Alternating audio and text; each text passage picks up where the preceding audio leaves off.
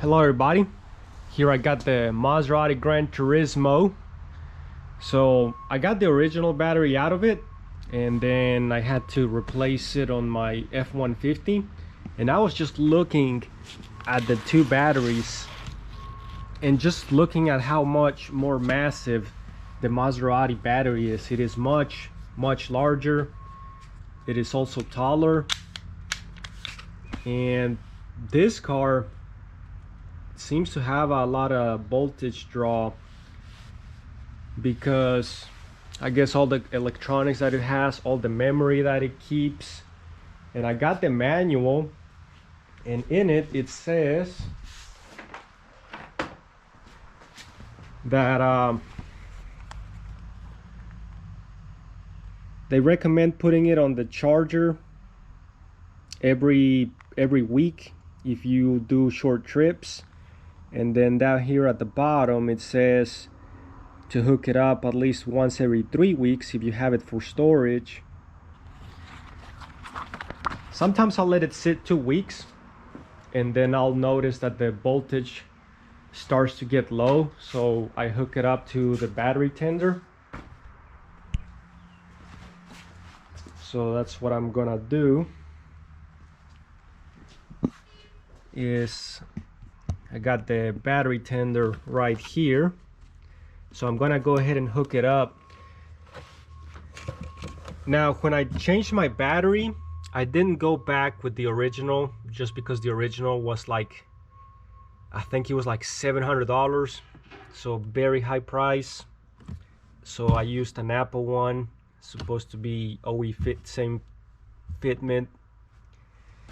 And I got a video in the description on how I changed it in case you all want to see it. But this battery was like 150 bucks or less, something like that.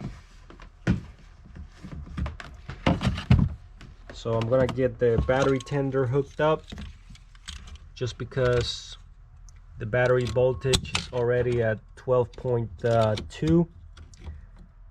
So once it's completely charged, the light will go to, it'll go green. So I got this thing right here. This is a memory saver. So one of the things I did when I changed my battery is I connected it to the data link connector that's right around there, and then this little alligator clips, I used it, well, back when this battery was good, I took it off my F-150 and I kept the memory on the car powered up with an external battery. That way I wouldn't lose all my settings in the radio, but mainly the computer settings. I didn't want it to lose any kind of power, so that way I wouldn't need any kind of resets, so I don't want to have issues like that. But that's what I did to keep the battery powered on the vehicle. I like to keep the car on the battery tender just because it's not good for the alternator to do the charging, and that could also affect other electrical components. So for me, I think it's really important to keep the battery maintained for the well-being of all the other electronics, and also just for the longevity of the battery. So if I ever let it sit long enough before I drive it, I make sure the battery is up to charge. But yeah, this is a pretty big battery. A lot longer, a lot taller.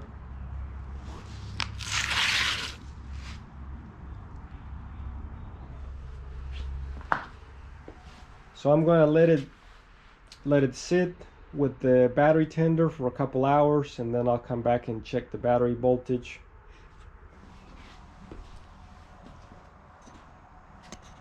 So anyways, thanks for watching.